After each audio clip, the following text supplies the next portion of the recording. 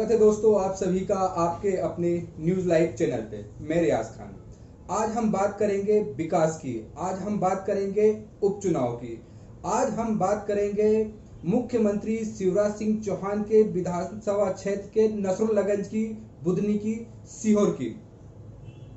आज हमारे साथ मौजूद है चर्चा में हमारे साथ बात करने के लिए कांग्रेस पार्टी से संजीव अग्रवाल जी, जो वर्तमान में कांग्रेस के नगर अध्यक्ष भी हैं, और दूसरा हमारे साथ है बीजेपी से सुनील महेश्वरी जी। आप दोनों का बहुत बहुत स्वागत है। सुनील जी, जिस तरह से देखने में आ रहा है कि इन विधायकों ने जिस तरह से अपना दल बदला है, उसको लेकर वहां की जनता काफी नाराज है। इस जनता की नाराजगी को देखते हुए आपकी पार्टी ने उन वोटरों को लुभाने के लिए, उन वोटरों को अपने पक्ष में करने के लिए क्या योजना है, क्या रणनीति बनाई है? जी सुनील जी बताइए। जिस तरह आपका सवाल सही है, विधायकों की दल बदल से नाराजगी तो रहती है जनता में, अक्सर देखने में आया है। लेकिन हमारे पास भारतीय जनता पार्टी की जो 13 साल की सरकार थी, उन्होंने विकास की गंगा बहाई थी। हमारे लोकप्रिय मुख्यमंत्री जननायक माननीय शिवराज जी ने विकास की गंगा बहाई। उस गंगा के कारण जनता जनार्दन भारतीय जनता पार्टी के पक्ष में आज भी मध्य प्रदेश की 7.5 करोड़ जनता का रुझान है, और निश्चित ही हमारे भारतीय जनता पार्टी के प्रत्याशी चुनेगी। यहाँ पर सवाल यह रहता है कि हमारे में प्रत्याशी भारतीय जनता पार्टी कमल निशान को महत्व देते हैं, तो हमारे सभी कार्यकर्ता मिलकर भारतीय जनता पार्टी को विजय सिरे दिलाने में कोई कसर नहीं छोड़ेंगे, और उन प्रत्याशियों के साथ भारतीय जनता पार्टी के कार्यकर्ता खड़े हैं, जनता जनार्दन खड़ी है, क्योंकि विकास की गंगा हमारे शिवराज जी ने बहाई है। संजीव अग्रवाल जी, जिस तरह देखने में आया है कि चुनाव का दौर, उपचुनाव का दौर चालू हो गया है, नेताओं के बयानबाजी का दौर चालू हो गया है। कुछ समय पहले ही आपने देखा होगा कि इमरती देवी ने एक बयान दिया था कि हम जिस कलेक्टर को कहेंगे वो कलेक्टर उस सीट को हमें जिताकर देंगे। वहीं दूसरा, अभी कुछ दिन पहले एक विधायक का बयान आया है सुरेंद्र धाकड़ जी। इनका यह कहना है, मैं बिका हूं सिंधिया जी के लिए, मैं बिका हूं आपके लिए, मैं बिका हूं विकास के लिए। क्या ये लोग कांग्रेस में रहकर विकास नहीं कर पा रहे थे? क्या कहेंगे आप? देखिए, जिस प्रकार से इमरती देवी जी का बयान आया है, वह बिल्कुल लोकतंत्र में की हत्या जिस प्रकार भारतीय जनता पार्टी के साथ मिलकर इन लोगों ने की है, निश्चित ही ये लोकतंत्र के लिए एक बहुत बड़ा खतरा है। और ये सत्ता का नशा बोल रहा है कि हम जिस प्रकार से हमने लोकतंत्र की हत्या कर सरकार पिछले दरवाजे से बनाई है, उसी प्रकार से जनता के वोट का महत्व को कम कर और गड़बड़ी कर सत्ता में आने का प्रयास कर रहे हैं। निश्चित ही जनता समझदार है, और ऐसे गद्दारों को जिस प्रदेश की जनता और जहां 28 सीटों पर चुनाव हो रहा है, वहां पर इन गद्दारों को भारतीय जनता पार्टी के उम्मीदवारों को सबक सिखाएगी। जहां तक सुरेश धाकड़ जी ने कहा है कि मैंने गद्दारी की है, निश्चित ही आपने गद्दारी की है, जनता के वोट के साथ गद्दारी की है। आप जनता के लिए नहीं बिके हैं, आप 35 करोड़ में बिके हैं। आपके नेता सिंधिया जी पैसे के लिए बिके हैं, और आज उनका एक और बड़ा घोटाला उजागर हुआ है। जिनका वफादार कुत्ता जिसको उन्होंने 13 करोड़ रुपए में उसकी समाधि को बेच दियो, ऐसे गद्दारों को पूरे क्षेत्र की जनता सबक सिखाएगी, और आने वाले चुनाव में एक बार पुनः कमलनाथ जी की सरकार बनेगी, और फिर एक बार प्रदेश की पटरी विकास पर लौटेगी। अब सुनील जी, जैसा कि कमलनाथ जी ने जो चुनाव लड़ा था, वो छिंदवाड़ा विकास मॉडल को लेकर चुनाव लड़ा था। हमारे देश के प्रधानमंत्री, इन्होंने भी अपना जो चुनाव लड़ा है वो गुजरात विकास मॉडल को लेकर। बात करते हैं अपने शिवराज सिंह चौहान के विधानसभा क्षेत्र की, सीहोर जिले की। आज तक के ऐसा क्यों नहीं हुआ कि मुख्यमंत्री शिवराज सिंह चौहान ने अपनी सभा में कहीं भी अपने क्षेत्र का नाम लिया हो? क्या कहेंगे आप? देखिए, मुख्यमंत्री जी ने हमारे बुधनी विधानसभा क्षेत्र को चारों तरफ, आप देखिए, गांव-गांव में रोडों का जाल बिछा दिया है, और विकास की गंगा निरंतर बहाई है। आप नगर परिषद नसरुल्लागंज का देखिए, यहाँ भी चारों तरफ रोड है। नर्मदा लाइन माननीय मुख्यमंत्री जी की देन है, जो नर्मदा जी का जल नसरुल्लागंज नगर में आया है। तो कहीं न कहीं हमारे मुख्यमंत्री जी ने विकास तो किया है।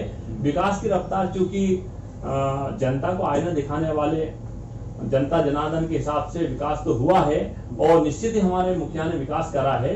कुछ हमारे नेतागणों की भी इसमें त्रुटि कहेंगे कि वो समय समय पर हमारे मुख्यमंत्री जी को सलाह नहीं दे पाए, लेकिन हम निश्चित आपको अवगत कराना चाहते हैं आपके चैनल के माध्यम से कि हम इस कार्यकाल में निश्चित ही नगर का पूर्ण और सर्वांगीण विकास करेंगे। पूरी बुधनी विधानसभा को विकास की गंगा बहाएंगे, क्योंकि मुख्यमंत्री जी ने यहाँ पर रसूलगंज में सर्व सुविधा युक्त हॉस्पिटल है और अभी नगर पंचायत द्वारा कहीं ना कहीं आपका ये मानना है कि आपके शिवराज सिंह चौहान है ना, मध्य प्रदेश के मुखिया शिवराज सिंह चौहान का सूचना तंत्र इतना कमजोर है कि उनको अपने क्षेत्र की जानकारी पर्याप्त नहीं मिल पाती है, जिसके कारण आज उनके क्षेत्र का, सीहोर का क्षेत्र का विकास कहीं ना कहीं अवरुद्ध हुआ है।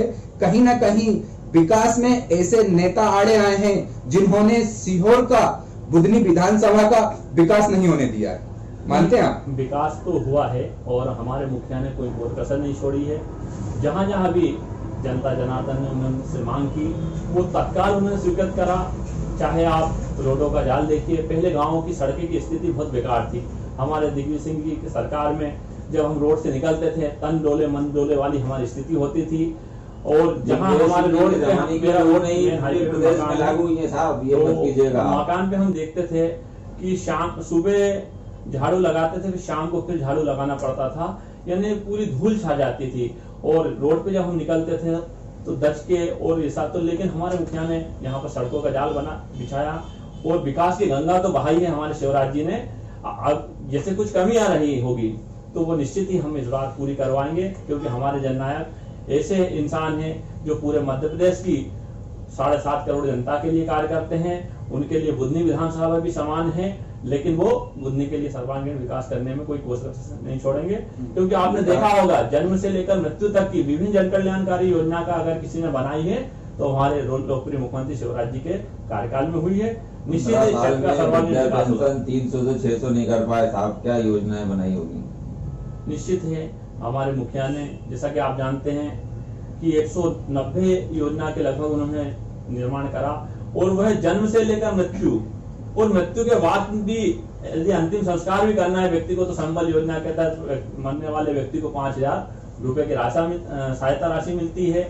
जिस व्यक्ति का यदि मकान नहीं है तो उनके लिए भी मकान की व्यवस्था हमारे मुखिया ने की है। क्योंकि अभी आपने देखा होगा कमलनाथ जी ने कांग्रेस सरकार में 15 महीनों की कांग्रेस सरकार में बहुत सारी जन कल्याणकारी योजना जो हमारे लोकप्रिय मुख्यमंत्री माननीय शिवराज सिंह जी चौहान भाजपा की सरकार ने लागू की थी, उनको कितनी योजना को बंद कर दिया, जिससे जनमानस में उनके प्रति रोष हो रहा था। उन योजनाओं को बंद किया। नई योजनाएं तो कमलनाथ जी ने एक से एक योजना गरीबों के लिए लेके आए, हम आपको उसका सब लेखा जोखा देंगे। बच्चियों को लैपटॉप मिलना था, स्कूटी की योजना हमारे मुखिया ने। अच्छा, मैं संजीव जी से क्वेश्चन करना चाहता हूं कि उपचुनाव का माहौल चल रहा है, उपचुनाव की घोषणा हो गई है, अगले महीने में उपचुनाव है।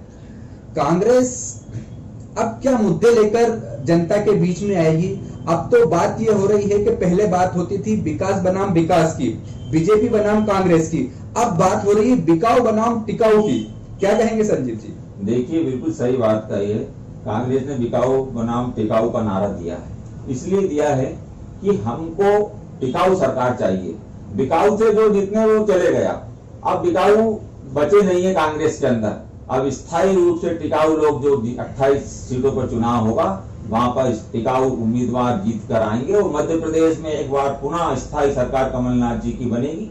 जब कमलनाथ जी ने इस प्रदेश के अंदर सरकार बनाई थी तो निश्चित ही उस समय उस प्रदेश को शिवराज सिंह चौहान ने कंगाल खोखला कर चले गए थे, लेकिन कमलनाथ जी की नीतियों के कारण कमलनाथ जी ने अनेक ऐतिहासिक फैसले लिए। गरीबों के लिए मध्य प्रदेश में इतिहास में पहली बार पूरे देश के अंदर 100 यूनिट 100 रुपए में दी गई। उसके अंदर कमलनाथ जी ने छोटे बड़े और गरीब में भेद नहीं किया। मध्यम परिवार, बड़ा उद्योगपति भी अगर 100 यूनिट जलाएगा तो उससे 100 रुपए का बिल लिया जाएगा। ये योजना पहली बार मध्य प्रदेश में कमलनाथ जी ने सबको एक निगाह से देखकर इस प्रदेश के अंदर लागू की गई। किसानों के लिए कर्ज माफी की बात हो, हमने कहा था कि हम कांग्रेस की सरकार बनेगी तो किसानों के लिए कर्ज माफ करेंगे। हमने प्रथम चरण में और द्वितीय चरण में 26.5 लाख किसानों का कर्ज माफ किया।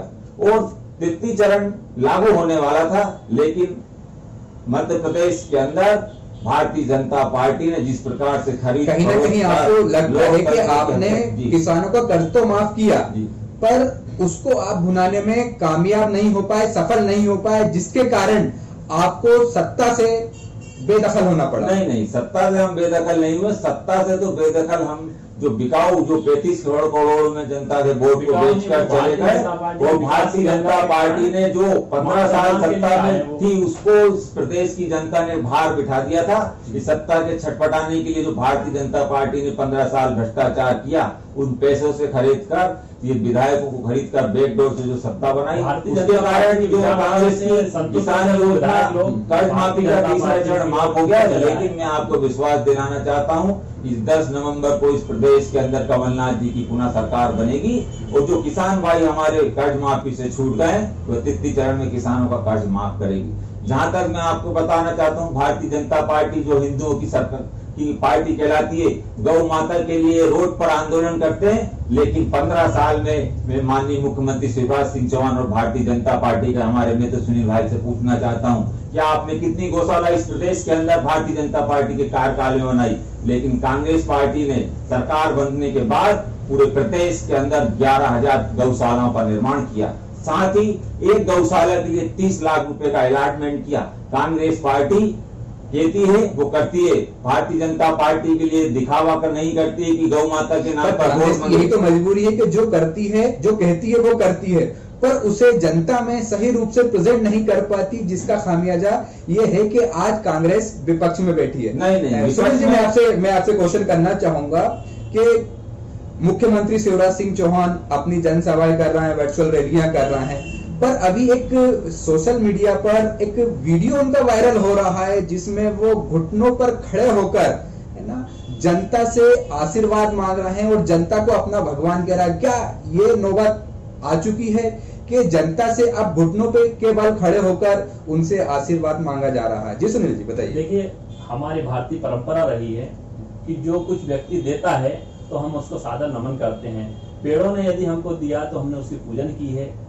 तो ये जनता जनार्दन जो मतदाता है, जो हमको चुन के भेजते हैं, विधानसभा में भेजते हैं, लोकसभा में भेजते हैं, वो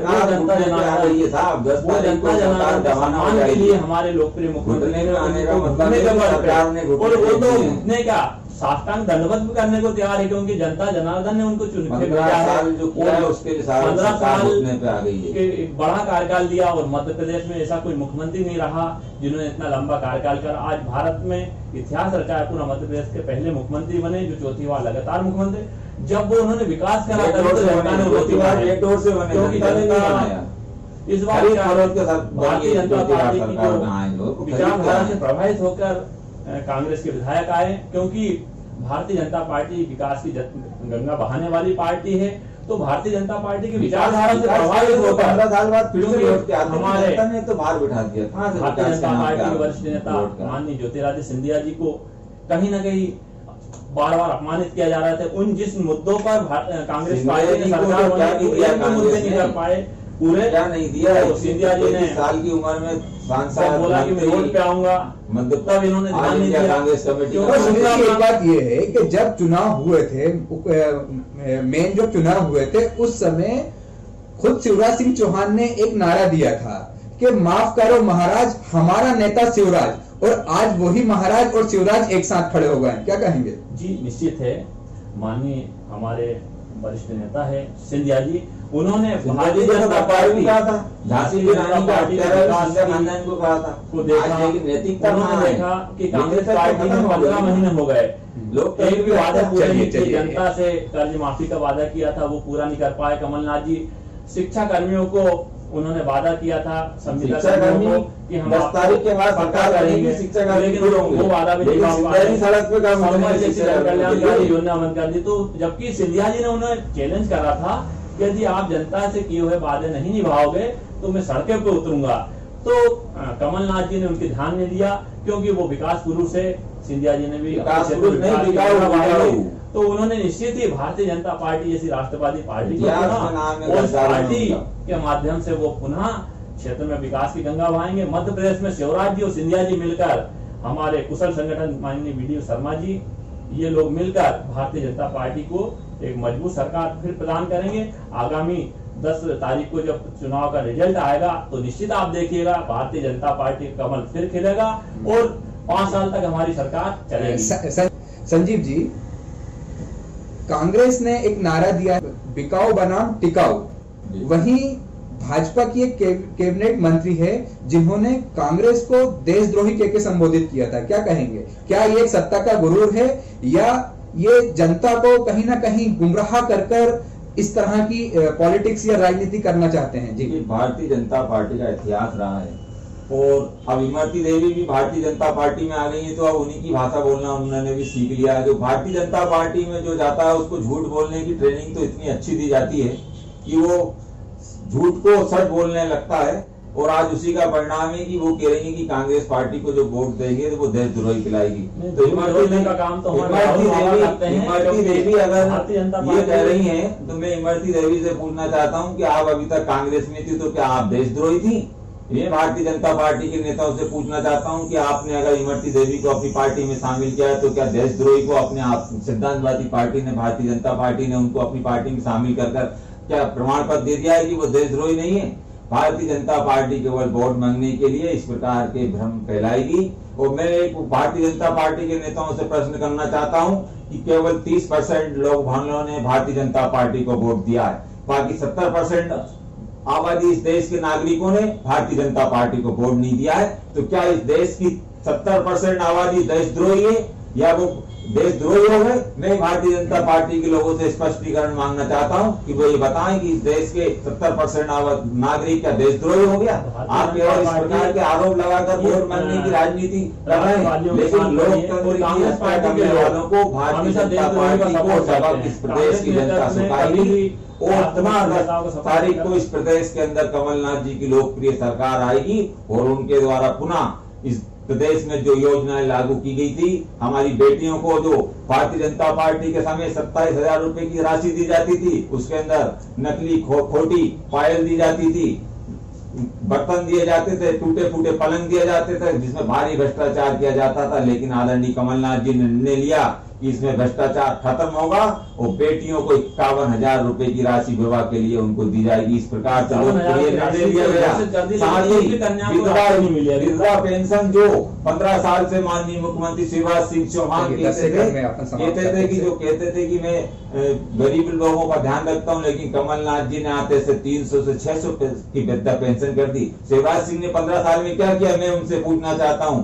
आज पुलिस विभाग के हमारे कर्मचारियों के लिए सप्ताह में 1 दिन की छुट्टी आदरणीय कमलनाथ जी ने की। किसानों को जिस प्रकार से भारतीय जनता पार्टी के मैं आपसे तो निवेदन करना चाहता हूं कि 7.5 हार्स पावर की जो का बिल पहले 7,000 रुपए आता था, आदरणीय कमलनाथ जी ने किसानों के इसमें 3,500 रुपए किया। 5 हार्स पावर का जो 7,000 का बिल आता था, आदरणीय कमलनाथ जी ने 3,500 रुपए किए। ऐसे अनेक योजनाएं कमलनाथ जी ने गरीब और हमारे किसान भाइयों के लिए लागू की। और मैं आपसे विश्वास के साथ कहना चाहता हूं, आपका यहाँ पर बड़ी जिम्मेदारी के साथ, कि 10 तारीख को जब परिणाम आएगा तो इस प्रदेश की जनता आदरणीय कमलनाथ जी ने जो लोकप्रिय निर्णय इस प्रदेश की जनता के लिए लागू किए थे, उनको पुनः अब सत्ता सौंप कर इस प्रदेश में एक बार पुनः खुशहाली के लाख मार्ग पर प्रदेश को जभी तो ये योजनाएं लागू हुई। ये प्रदेश की जनता देख रही है कि वादे कमलनाथ जी ने निभाए या नहीं निभाए, ये जनता निर्णय करेगी। वो कमलनाथ जी ने जो निर्णय लागू किए हैं वो उसको जनता स्वीकार करेगी। शिवराज जी ने विकास की गंगा बहाई और आगे भी बहाते रहे। कोरोना जैसे भीषण महाकाल, देखिए आरोप प्रत्यारोप का दौर तो जारी रहेगा जी, आरोप प्रत्यारोप का दौर तो जारी रहेगा। उपचुनाव की घोषणा हो चुकी है, तारीखें आ चुकी हैं। 3 तारीख को जनता का रुख किस तरफ रहेगा ये तो आने वाला समय ही बताएगा। फिलहाल आज हमारे साथ आप जुड़े संजीव जी, सुनील जी, आपका बहुत बहुत धन्यवाद। दोस्तों, उपचुनाव के परिणाम जो भी हों ये तो आने वाला समय ही बताएगा। फिलहाल आज की खबरों में बस इतना ही। फिर मिलेंगे नए मुद्दे के साथ, तब तक के मुझे दीजिए इजाजत। नमस्कार।